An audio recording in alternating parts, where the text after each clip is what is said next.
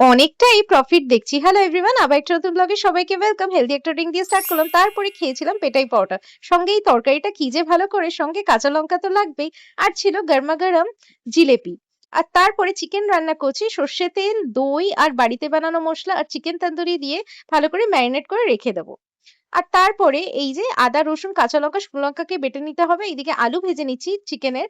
আর তেলের মধ্যে একটু তেল তো এড করেছি, ঘিও এড করলাম। এবার মেথি আর একটুখানি রসুনটাকে ভেজে নেবো। তারপর কেটে রাখা পেঁয়াজকেও লাল করে ভেজে নেবো। ওইদিকে ভাত আর ভাতের মধ্যে ঢেঁড়স সিদ্ধ দিয়ে দিয়েছি। তারপর বেটে রাখা মসলাটাকে দিয়ে ভালো করে কষিয়ে নিয়ে কিছুক্ষণ কষিয়ে এই যে টমেটো আর গোটা, গোটা পেঁয়াজ এড করে এবার ওই চিকেনটা এড করে দেবো। অনেকক্ষণই প্রায় ম্যারিনেট করে রেখেছিলাম।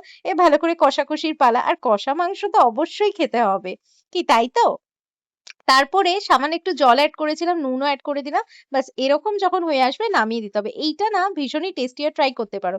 চিকেন খুবই কম হয় আমাদের বাড়িতে। যখন হয় আমি অন্য রকম করে ট্রাই করি। তো দেখে নিলে কি ছিল আ খাবার। তারপরে এটার কথাই বলছিলাম। এই যে অনলাইন থেকে না ফুচকাটা কিনেছিলাম। ফুচকাটা এতটা ক্রিসপি আর টেস্টি আর এতটাই লাভ মানে এখনো যা ইচ্ছা রোজই খেতে পারছি প্রায়। কখনো চুরমুর বানিয়ে খাচ্ছি, কখনো দই ফুচকা খাচ্ছি।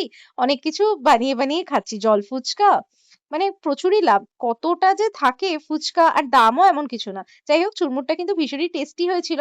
তারপরে বড়মশাইয়ের রাত্রিবেলা আবদার এলো চিকেনের সঙ্গে পরোটা খাবে। আর আমার এই সিনেমা দেখতে গেলে একদমই ইচ্ছা করছিল না পরোটা বানাতে।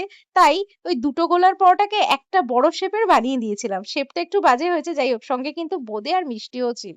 তো জমিয়ে খাচ্ছিলাম আর সিনেমা দেখছিলাম। এই ভিডিওটা প্রায় অনেকদিন আগের। মানে এই মুভিটা যখন রিলিজ হয়েছিল তখনকার। যাই হোক ভিডিওটা ভালো লাগলে কি করতে হবে জানা আছে তো? লাইক, শেয়ার, সাবস্ক্রাইব করে পাশে থাকতে হবে।